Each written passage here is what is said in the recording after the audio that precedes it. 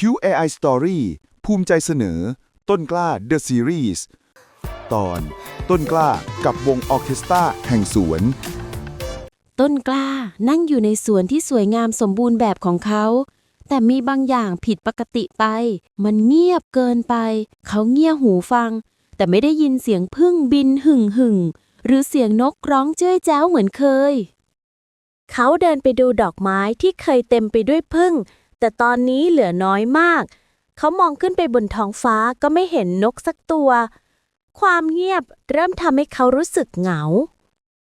ท่ามกลางความเงียบงันเขาได้ยินเสียงดนตรีแผ่วเบาที่ไพเราะเล็ดลอดมาจากพุ่มไม้เป็นเสียงที่เขาไม่เคยได้ยินมาก่อนเขาตัดสินใจเดินตามเสียงนั้นไปเมื่อเขาค่อยๆแหวกไม้ออกดูก็พบกับลุงจิ้งหรีดชราผู้สง่างามที่กำลังยืนอยู่บนใบไม้ใบใหญ่และใช้ปีกเสียดสีกันเพื่อสร้างบทเพลงอันไพเราะลุงจิ้งหรีดหยุดเล่นและทักทายต้นกล้าเขาอธิบายว่าวงออร์เคสตราแห่งสวนของเราหยุดเล่นเพราะมีเสียงบางอย่างที่น่ากลัวมารบกวนเขาเสนอที่จะจูนหูของต้นกล้าให้ได้ยินเสียงที่แท้จริงของธรรมชาติลุงจิ้งหรีดใช้หนวดของเขาราวกับคาถาของวาทยากรเขาสร้างคลื่นเสียงเรืองแสงที่นุ่มนวลซึ่งพุ่งตรงมาที่หูของต้นกล้าทันใดนั้นโลกของต้นกล้าก็เต็มไปด้วยเสียงที่เขาไม่เคยได้ยินมาก่อนเสียงแรกที่เขาได้ยินคือเสียงทุ้มต่ำที่ดังมาจากใต้ดินลุงจิ้งหรีดอธิบายว่านั่นคือเสียงของรากไม้ที่กำลังดูดน้ำและสารอาหารเป็นเสียงเบสของวงออร์เคสตราเขาได้ยินเสียงต๊อกต๊อกต๊อกที่เป็นจังหวะมาจากต้นไม้ใหญ่ลุงจิ้งหรีดชี้ให้ดูนกหัวขวานตัวหนึ่งที่กำลังใช้จะง่อนปากเคาะไม้เพื่อหาแมลงนี่คือเครื่องเคาะจังหวะของวงลุงจิ้งหรีดแสดงการเล่นของเขาเองอย่างเต็มที่เขาและเพื่อนๆจิ้งหรีดเริ่มบรรเลงเพลงประสานเสียงแห่งรัตติการนี่คือเครื่องสายใกล้ๆสระบัวเล็กๆเขาเห็นกบตัวหนึ่งกำลังพองถุงใต้คอของมันจนกลมโตแล้วส่งเสียงร้องอบอบที่ก้องกังวานและนี่คือเครื่องเป่าบนกิ่งไม้สูงนกตัวเล็กๆกำลังขับขานบทเพลงที่ไพเราะและซับซ้อนที่สุด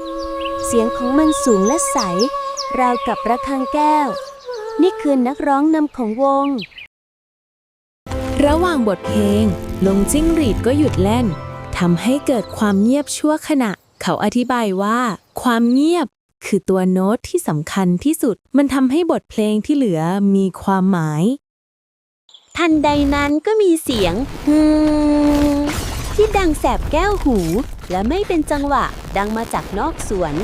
มันเป็นเสียงที่น่ารำคาญและทรงพลังจนกลบเสียงของธรรมชาติทั้งหมดต้นกล้าใช้การได้ยินแบบใหม่ของเขาตามเสียงนั้นไปเขาพบว่ามันมาจากเครื่องปั่นไฟเก่าๆที่เพื่อนบ้านคนใหม่เพิ่งนำมาตั้งไว้ใกล้รั้วเพื่อใช้ในการก่อสร้างต้นกล้ากลับมาหาลุงจิ้งหรีดอย่างสิ้นหวังแต่ลุงจิ้งหรีดบอกว่าเราบังคับให้เขาเงียบไม่ได้แต่เราสามารถทำให้บทเพลงของเราดังและไพเราะยิ่งขึ้นจนเสียงของเขาเป็นเพียงเสียงรบกวนที่อยู่ไกลออกไปต้นกล้าเข้าใจในทันทีเขาไม่ได้ไปทะเลาะกับเพื่อนบ้านแต่เขากลับไปสร้างเวทีให้นักดนตรีในสวนของเขาสร้างสระบัวเล็กๆเพิ่มปลูกดอกไม้ที่มีน้ำหวานเยอะๆและสร้างบ้านนกอันเล็กๆไม่นานนักการเปลี่ยนแปลงก็เกิดขึ้นกบคู่หนึ่งย้ายเข้ามาอยู่ในสระใหม่ผึ้งและผีเสื้อกลับมาที่ดอกไม้และครอบครัวนกก็เข้ามาอยู่ในบ้านหลังใหม่เย็นวันนั้นวงออร์เคสตราแห่งสวนก็กลับมาบรรเลงอีกครั้งคราวนี้ยิ่งใหญ่และหลากหลายกว่าเดิมเสียงร้องของกบเสียงหึ่งของผึ้งเสียงร้องของนกและเสียงของจิ้งหรีดผสานกันเป็นหนึ่งเดียวเสียงหึ่งที่น่ารำคาญจากเครื่องปั่นไฟยังคงอยู่แต่ตอนนี้มันเป็นเพียงเสียงประกอบที่อยู่ไกลๆที่ถูกความไพเราะของวงออร์เคสตราแห่งสวนกลบจนแทบไม่ได้ยินต้นกล้านั่งอยู่กลางสวนของเขาแต่ครั้งนี้เขาไม่ได้มองหรือวาดรูปเขาหลับตาลงพิงต้นไม้และยิ้มอย่างมีความสุขที่สุดปล่อยให้ตัวเองได้จมดิ่งไปกับบทเพลงแห่งชีวิตที่เขามีส่วนช่วยสร้างขึ้นมาอีกครั้ง ข้อคิดท้ายเรื่องธรรมชาติมีบทเพลงเป็นของตัวเอง หากเราตั้งใจฟัง เราจะได้ยินความงามที่ซ่อนอยู่ และความเงียบก็มีความหมายของมันเช่นกัน ขอบคุณสำหรับการรับชม โปรดติดตามตอนต่อไป